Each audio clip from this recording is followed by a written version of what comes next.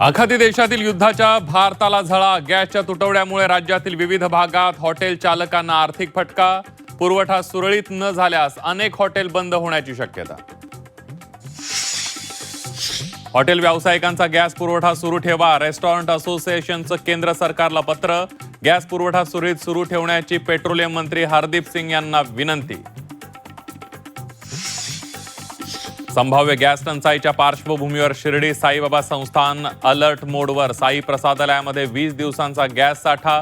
सध्या तरी भाविकांच्या प्रसाद सेवेवर कोणताही परिणाम नाही.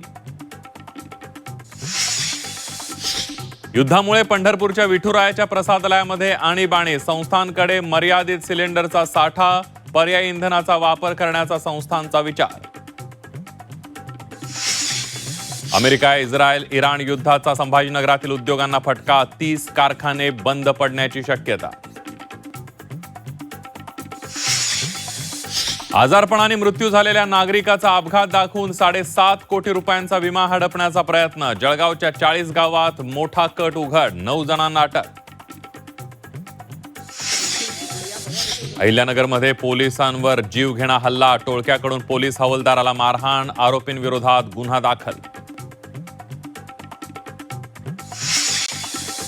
वर्ल्ड कप जिंकल्यानंतर सूर्यकुमार यादव मुंबईतील घरी दाखल. टीम इंडियाच्या कॅप्टनचं जंगी स्वागत.